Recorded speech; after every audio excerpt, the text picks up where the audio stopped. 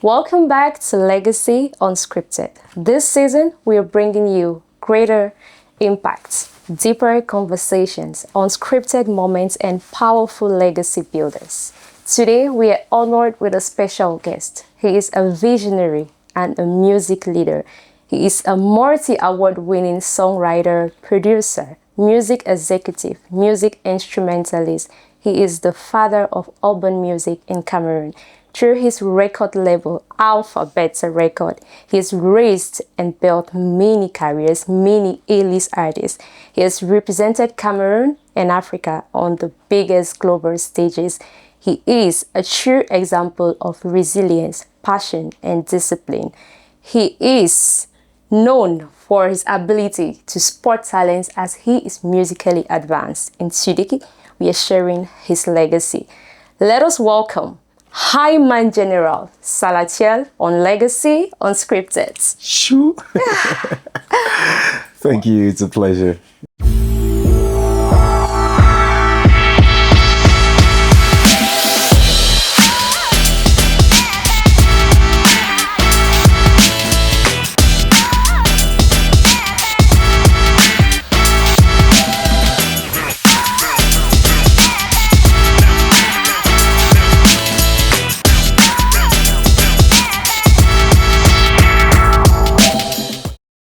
Welcome to Legacy Unscripted once again. Thank you very much, and you're welcome to Alphabet Records. Thank you. How are you doing, by the way? I'm good. You know, just one of those days, one of those good days, good mood days. And I know you're just coming back from a show. You gave a private concert yesterday. Yep. And you were here. Yeah. Thank you for making it, by the way. You're welcome. So let's talk. We're talking about your legacy mainly. So you started your career way back as a gospel singer way back in the 2004. In 2008, that was the year of revelation. That is the year you said to yourself, I don't only want to sing, I want to be an artist. Yeah. Is that? Yeah. Okay. And in 2014, that is the year the public discovered you through your sound, the epic sound. I mean, the Fab Kolo. Yeah. Through the MTN Make My Music competition, is that? Yeah. Okay. Yeah. So we want to go back to your education. You studied science. Yeah. The plan was to become a doctor. Yeah. Now we're talking about one of the biggest artists in Africa. Yeah. And I know it wasn't an easy process. It wasn't an easy journey. A lot of challenges you had to deal with your parents who didn't want at first to accept your passion. But at a certain moment, you were being withdrawn of all the resources that helped you make music. But you did something that is pure passion exhibition. You drew the key of a piano, the piano keys on your decks at school, and you studied piano mentally just to keep up with music. Yeah. Can you please walk us through that experience from studying that medicine and studying science and now becoming this music executive that you are? Well, time has gone by so fast. Feels like we're a little bit too old to even talk about parents and what they wanted and what they didn't want. Yeah. But I mean, like every good parent and like every good African parent, our parents are always looking out for us and looking out for us to have the best. And my parents were not any different. Back in those days, if you said you were a musician, an artist, I mean, the cliches were completely different from what we can see now. Today, lots of people, lots of young people, lots of families can look up to me and some of us who have come a long way, you know, over the past 10, 15 years, and let their children do music. But back in our days, it was looked upon as something, I would say, wayward for a kid.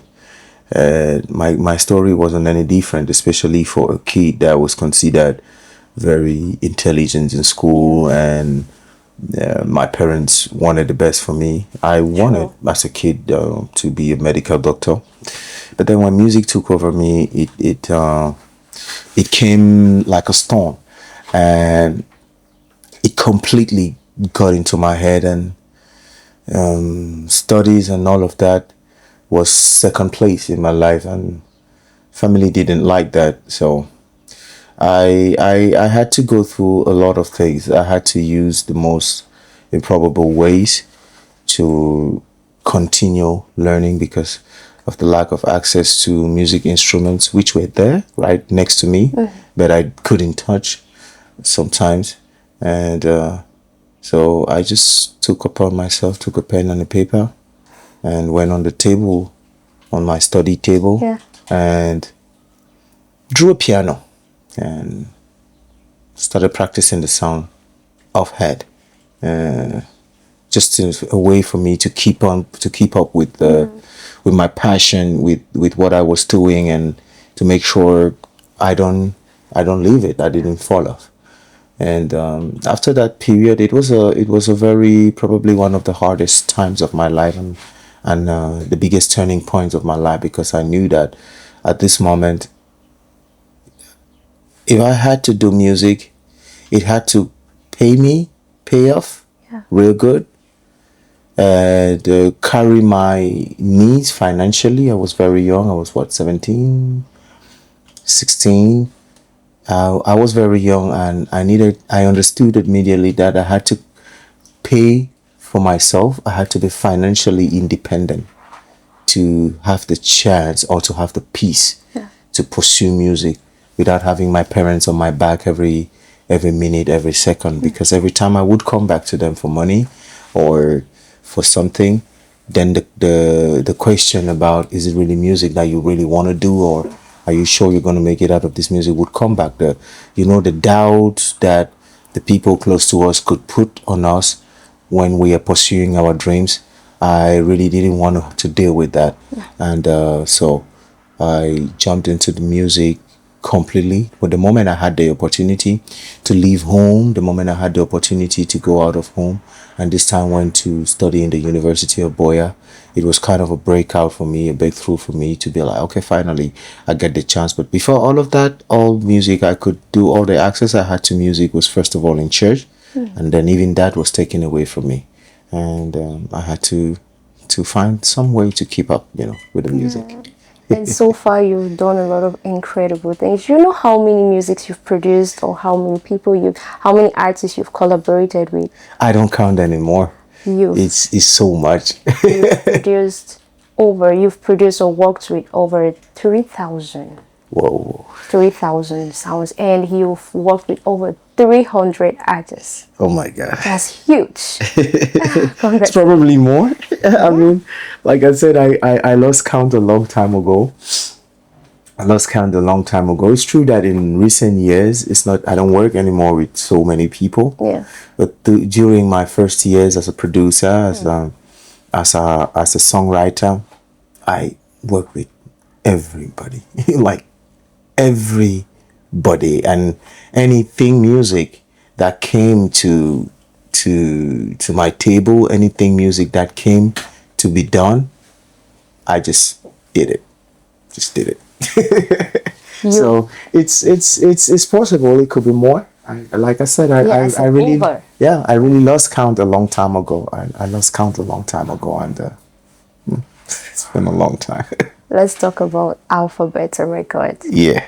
This is like the foundation to many A-list artists out there. You've raised a lot of A-list artists, built a lot of careers, and you keep putting a lot of artists on the spotlight. Now, what are you most proud of?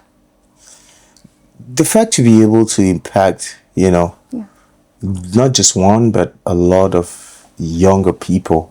I think the many more generations come up and look up to what we have done. I think there's still a lot of work to last us a century, yeah, or more than a century, like some other artists last in terms of impact and their musical knowledge. This the looks like there's still a lot of work. But the thing I'm most proud of is the fact that so many young people are doing music, or believe that are believing and doing music today because of the work that the souls do in these early days. And it's not just a single-handed job like Salatiel did it all. You know, it's been so many people, even those people that I am said to have brought up. Yeah. You know, everybody brings something to you and brings something to the table. That is part of the legacy. You can't talk about the legacy and put away all this. Well, you said what, 300 artists? Yeah. More than More than 3,000 sound. 300. Yeah, more than 300 artists, more than 3,000 sound.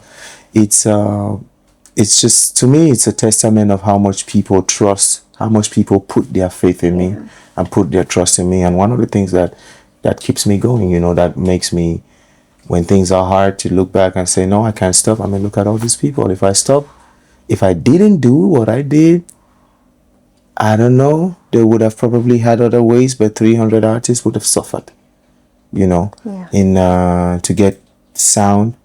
And it's a lot of trust, it's a lot of responsibility that I carry, that I humbly carry, and or that the person like myself carries, that makes you never want to stop.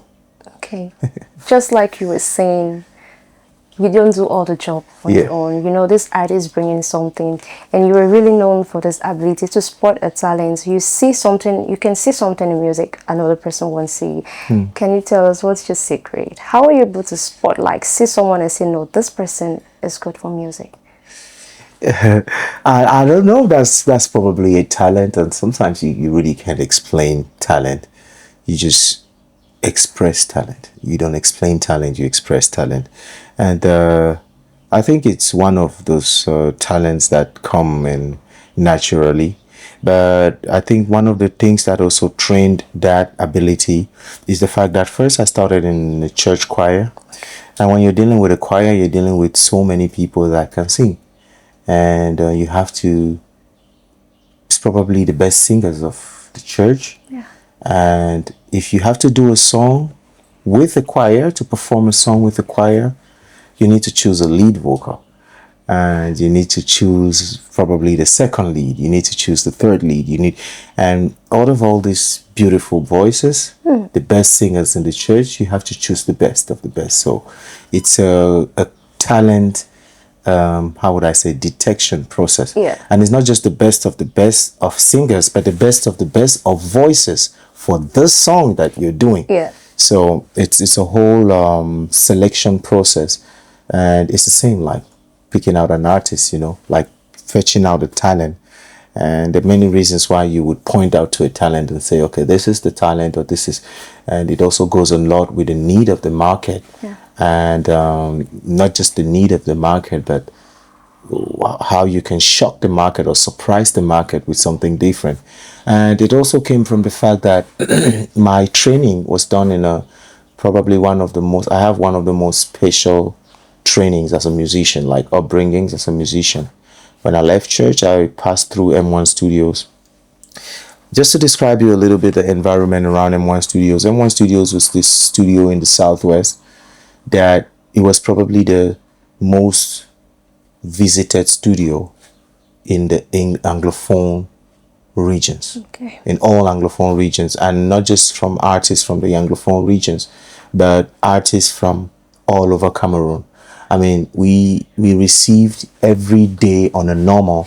You wake up in the morning and you have Annie Answe in front of the studio. Yeah. Wake up in the morning, you have Narcisse Price. Wake up in the morning and you have Manu Dibango on the line.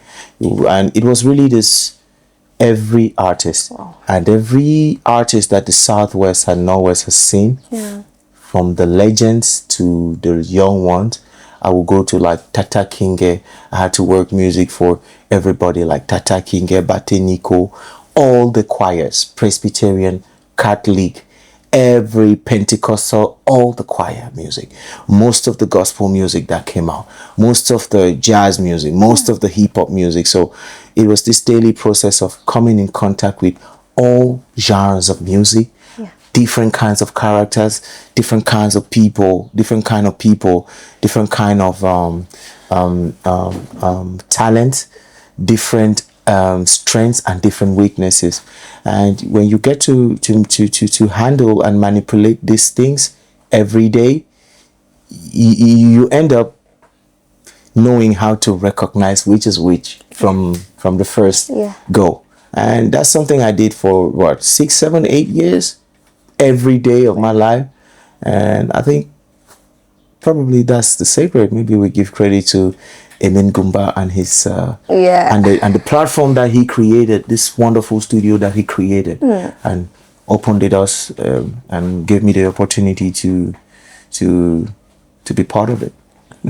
Yeah, now I see the fusion you have of being able to sing. You could see Makosa.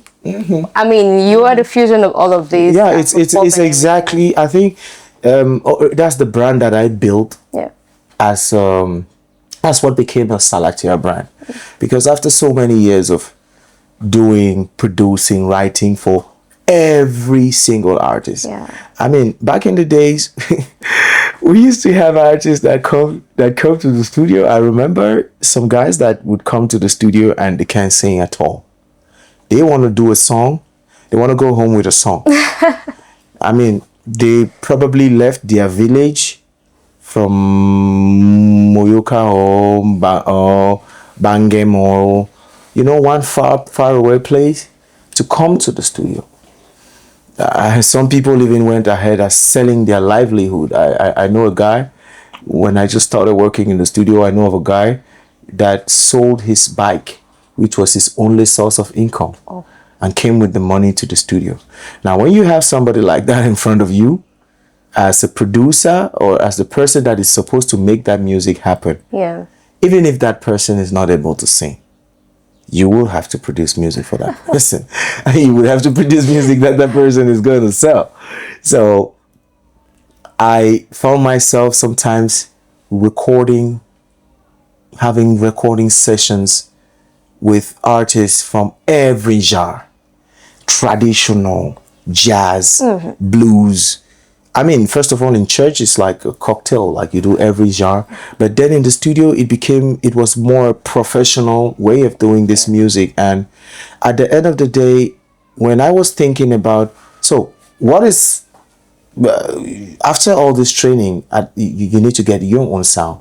You need to propose to people something that is your sound and something. I mean, today, my sound is kind of like the Afro pop sound of Cameroon, like the urban music pop sound of Cameroon.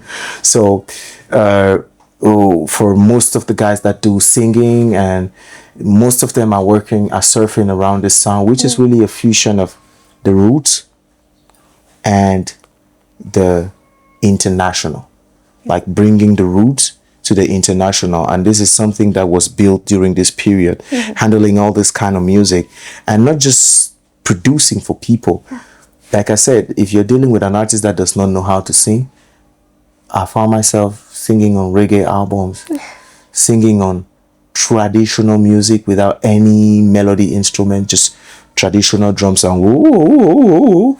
And I have to sing for these people sometimes just so they can have a good album to go back and perform. And all of this at the end of the day became the Salatiel identity, which is kind of a cocktail of the best of every one of these genres in a seamless manner. Because to me now it's so seamless. I don't have to think that I want to do it. The moment I start doing the music, it just comes, because I've been doing every genre of music in the purest form from the start. Now, I guess people will know why you have this fusion. So, I've met with some artists who told me you put them on the spotlight, and you've done so over and over again.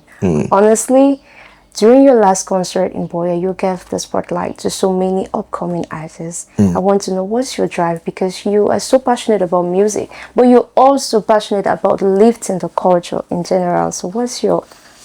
I mean, like I said, some people know me more as a producer. Some people know me more as a as a singer. Some people know me more as, I don't know, the record label owner. But it all goes back to the beginning and how you get into the industry. I was just explaining how my upbringing as a musician Yeah. was, it always had to do with people. It was never ever a one-man show. And I worked to the level where I was able to disappear. I was able to do all of the work or most of the work and disappear. And so that the people who are supposed to own this work can shine. Yeah. That's how it started for me. So I don't have to think about putting people, or putting people in the spotlight or giving people the spotlight. It's my job to do that. I mean, over these years, it has become my job to do that. There's no way I can be jealous of an artist, because to me, I see every artist as a plus to the movement. And now, music, besides the musical part of it, Yeah. it's a business and it's an industry. And you can't build an industry by yourself, no matter how good I am. I can produce, I can write some of the best songs. I can perform like nobody else can perform in Cameroon, that I can proudly say. Yeah. I can, Sure. yeah, nobody else. And I can sing, I can model, I can do all of these things, but you can't just do it alone. I think that the reason why I am able to do all of these things is because I am supposed to probably be the orchestrator, the coach that is able to have a vision over the whole scenery and bring out the best. I think the reason why I can do this is to be able to bring out the best of every person, because some artists are great singers, some artists are just great songwriters, some artists are just great producers, some artists are good performers. But so I think the reason why I have all this thing today is to be able to put all of it together and make it make sense in an ensemble. And that's what we've been doing over the years. And I can't even help myself. Seriously, I cannot help myself. Whether it's an artist under my label, Yeah. or it's just a stranger that I meet, that is a talented stranger. Yeah. Whether they're Cameroonian, whether they are American, whether they are South Africa, it doesn't matter. I see things in music, talent, potential, ability, Yeah. and putting all of that together. I can't help myself with that. I can attest to that, because I am a witness to having people say you put them on the spotlight, and that is great. Well, we thank God for that. It's just it's a calling. I think it's not something that you can force on anybody. It's just it has to be a calling. Yeah. Because when it's not a calling, then it becomes a self-centered race. But when it's a calling, then it's just natural. It comes to you naturally. Yeah. I know this statement from somewhere. It comes to you naturally. Somehow I know the statement. Oh, yeah. Okay. So you've collaborated with so many big artists on the international stage. Now, what's your biggest? I know the biggest. Now, what is your best collaboration? Yeah, of course, the biggest we all know. Yeah. We're talking about the biggest artist in the world, but I think one of my favorite collaborations. I have three people. I will go with the people that I collaborated with, because the experience of a collaboration changes with the person you're dealing with. Okay. And in Cameroon, I have two guys I've collaborated with that I really felt good working with them. Yeah. About their professionalism, about their passion, and in the way of doing things. One of them is Magasco, the other person is Malox. Okay. I did a song, Bouger Là-bas, with Malox in 2016. And I think I did another song in 2018, I guess, Sound Complex, with Magasco. And these were two experiences that really marked me in terms of how these other artists are good with the good. But I would say the best collaboration that I have had in terms of everything put together, the way the work, the connection with the artist, the work that follows, and how this work impacted not just my life, but especially how it completely turned around the life of the person I collaborated with. And this was my collaboration, Good Girl, with Richard Guillaume from Haiti. It was a pleasant surprise. Wow. Wow. Yeah. Oh, okay. Let's take it to your biggest collaboration now Yeah. with Beyonce Yeah. on the Lion King album. Now that is one of the greatest collaborations of all time. We talked about it and we're still talking about it and we'll keep talking about it. Yeah. Now, Can't take that away. Can't take that away now. It's down. It's down in the history books, and That's it's not it. gonna go away. That's it. But with all the fame that came with that, you Yeah. stayed true to your identity. Yeah. Well, you have to. I mean, there are many times when things want to go over your head. There are many times when you feel unappreciated and you feel like you want to go out there and just knock people's heads and be like, "Hey, shut up." Do you know me? Do you know who I am? You know, there are sometimes I feel like I want to do this, you know, Yeah. for the people. But then you just look at it and just feel like, yeah, at the end of the day, what is going to stay in the history books in 10 years, 20 years, people are not going to remember somebody insulting you. All these are just petty things for the moment. People are going to remember Salatiel has 15, 20 songs with over 50 million views. Whether songs that he wrote for people or his own songs.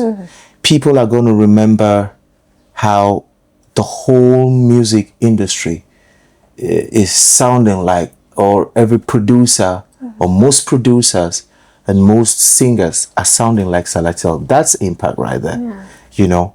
And that's just what people are going to remember. So I decide to focus my energy on what's important. Yeah. And the rest is just, it's, how would I say, ornaments, you know, just little decorations, fun for the moment and stuff. Sometimes we play along with it, and sometimes I'm not even aware. So staying true to your identity, staying true.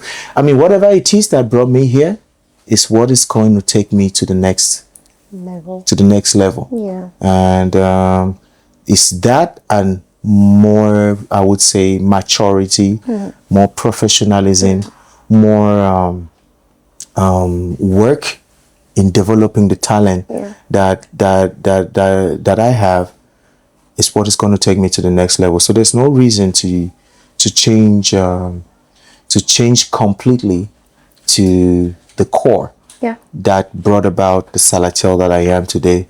All I have to do is just add the experiences that come every year, that come every day, that come with every new challenge. Especially, I grow a lot with challenges. Every challenge is kind of a leaping stone for me. It's a way for me to springboard to go higher.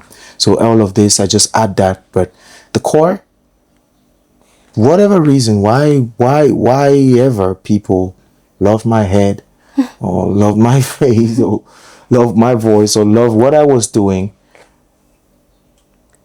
is still the same reason why people still love me now. If people hate it, then I would maybe throw it. But why? I have to stay true to myself. I have to stay real with myself. I have to stay, how would I say? I have to stay glued to, I'm looking for the right word. I have to be able to look in the mirror after 18 years of doing this and be like, okay, I'm happy that I am still Salatiel, like the little Salatiel that was trying to get into this industry. He's still there, you know, he's still there in a place where he's protected. He's just more experienced, more stronger. He's more professional. He's worked more, probably put on a little bit more muscle. But that little guy that has the passion and that has the dream to go as far as possible is still in there. But I'm still curious to know, how did this collaboration come about? Oh, the Beyonce collaboration. Yes. Well, it came about from just me doing music, putting it out there. Yeah. And when an opportunity comes, it meets the talent, it meets the know-how. Yeah. And one morning we just got a call, we just got a message. I didn't do any pitching. I didn't look for any. I think some people knew that there was an album like this going on. I didn't have a clue. I was just in my studio working, and then one morning we got a call, or a mail, and then a call, and then the collaboration. Wow. Someone would think that there was a lot of work that was done behind getting. Yeah, I mean, it's a lot of work.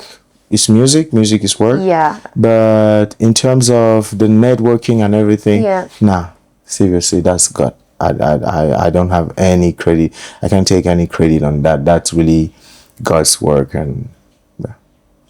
So if you had to describe that experience in one word. I would say the confirmation is sometimes you do great things, Yeah. but if you do great things for too long without any higher Impact? no, I mean, like somebody higher on that scale, recognizing that work and wanting to take part in that work. Yeah. It's something else. It's something else for someone to just say, "Oh, I like your work. It's good," but it's another thing for the biggest artist in the world to say, "I want to be part of that work." It's completely different. It's not the other way around. It's not me. Like every day I sit and I'm like, oh, I want to be a part of this person's work. I want to do a collaboration. I wish I could work with this person, work with this person. But when there's people that you look up to for so many years, look at you and say, we want to be part of that, then it's something. It's really something. We're not getting over that anytime soon. No, I won't get over that. I won't get over that. You just, it's happened. It's there. And it puts my confidence on another level. Yeah. And I think one of the things that collaborations like that do to me as a person is for me to understand, okay, you're not a kid. The world is watching. So as much as you sometimes would like to, do child's play, you're not allowed to, because you're not allowed. You're not permitted to. Yeah, because your work has reached a certain level where people at a certain level look at it, and then you just cannot permit yourself to drag yourself, whatever is happening. Yeah. That's so it was about good music. Good music brought that, and I'm gonna stick to that. That's why we came here, for your legacy. Now, what is legacy for you? Legacy is the impact. For me, is how much you impact people. Legacy is something that we don't talk about much in our country. Like, really talk about much, and not just talking about it, but we don't appreciate, and we don't invest in legacies. But legacy is how much of an impact as a person or as a professional, whether as a professional, whether as a personal life. I think for me it's more about the professional part of my life, because I don't do a lot of personal stuff in public. I believe that is for me and the people with whom I'm having relationships with. But when it comes to being a professional, when it comes to having a dream, when it comes to pursuing, not just for musicians, but for other people, because the same story, you just put a different career, and you get almost the same story for many people. But just that ability for someone to see, for me to be here and know that there is a kid that I hear these stories all the time. Oh, I left Bamenda, I saw you guys doing this thing, and I believed, and it's coming from some of the biggest artists, or many artists today that have made it. They come to me and say, yeah, we saw you do this. We watched you do this, and we believed we could do it. We looked at your way of doing it. We loved how you did it. Yeah. So we jumped into it because we wanted to be like you. That's legacy. And that is really legacy. You are a true legacy builder. Now, what is Salatiel working on Oh, currently. yeah. Yeah. Guys, it's been 10 years. Yeah. And after 10 years, I've done so much, you know. A lot. I've been, yeah, when I say 10 years, it's 10 years of me as an artist. Yeah, now I'm talking about Salatiel, the artist. And I'm doing music. It's a kind of a step up. Okay. Yeah, we are uploading a new, I'm uploading a new software into the Cameroonian music industry. Wow. Yeah, when I talk of a new software, I mean it's like a new sound direction. it. I think our music is so good, it's so rich and neat to export. Wow. People are doing it, but I'm coming with the book, the blueprint for it. So I'm working on my album. The title of that album is A Long Way From Home. A long way from home. Yeah. Great. So it's kind of bringing the sound from home and taking it, you know, everywhere internationally. It's 16-track album, and behind that project, lots of things are unveiling, Okay. are going to be unveiling. But that is the project, and it has, as a producer now, coming to the part of a producer, there are some young people that I have been grooming over the years. Like I always do silently groom these young people, talented people, like heavily talented people, like people that I look at the talent and I'm like, oh my God, these people need investment. And sometimes I'm like, God, why did you put us in this market where there's no investment? But there's a reason for everything. And I've been investing in these people. One of these artists is Bisenda. Another one is Nature. Chris B. Batman. And there are like 4 or 5 of these young artists that I've been working closely with. And not necessarily like before where you have to sign an artist and put them in a label. To me, those things now don't even matter anymore. Sometimes those are the things that even destroy people and destroy relationships and destroy work. But it's really like musically making sure that they can resist any weather that comes into the industry. And after all this time, I think it's been a few years of working with these people closely, building them, and now it's time for us to come out with these people. Bisenda is we're working on. She's been working on an album. She's a producer herself, so I trained her like myself. So I let her do her thing and just coordinate and guide and mentor. And same thing with the other artists that I've been working with. So there is a new wave of Alpha Beta Records that is coming after the first wave of, I mean, you know, the Mr. Leo, the Askia, the Bless B, the locals, and not all of these people. We are in a new era, new tools, new fresher sound. Okay. And so we're working with this on the production side. And of course, besides that, lots and lots of performances and shows. I am going to be a lot out between, like I said, long way from home, between home, which is Cameroon, which is where the inspiration comes from, and then the rest of the world. And my album is going to be having collaborations from both local artists, especially these young people that I told you about.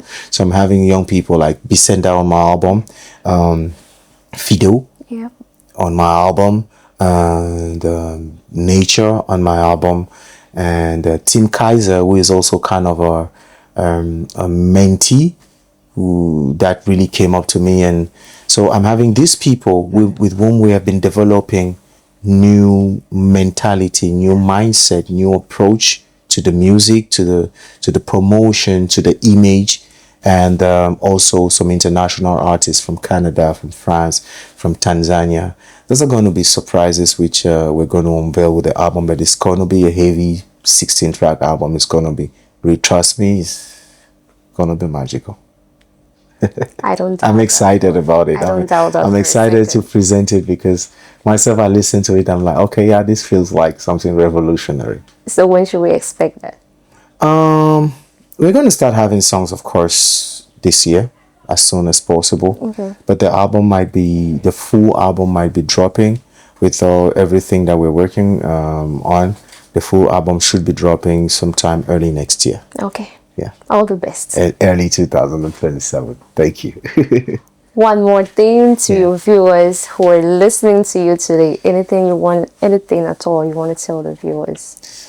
I would say it's okay, to prepare yourself, get ready, pull out a little bit, take some air, drink some water, relax, and be the best of yourself. Thank you. You're welcome. Thank you so much.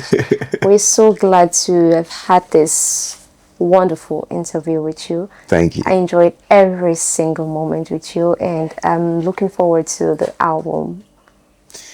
It's gonna be. Anyways, let me keep. You make us we start anticipating for the album right now. No, you have to anticipate. This one, you have to anticipate. Okay. Trust me. All right. You have to anticipate, and even if you don't anticipate, you go hear the echoes are going to meet you, and even if you don't wait for it, the echo is going to meet you. Okay. And that is it for Legacy Unscripted for you, Mr. Salatiel, Hyman General. All right, ladies and gents, thank you so much for watching Legacy Unscripted. We were right here with the head of the army, Hyman General. I hope you enjoyed every minute of the show, because I did enjoy it myself right here. Until the next time on Legacy Unscripted.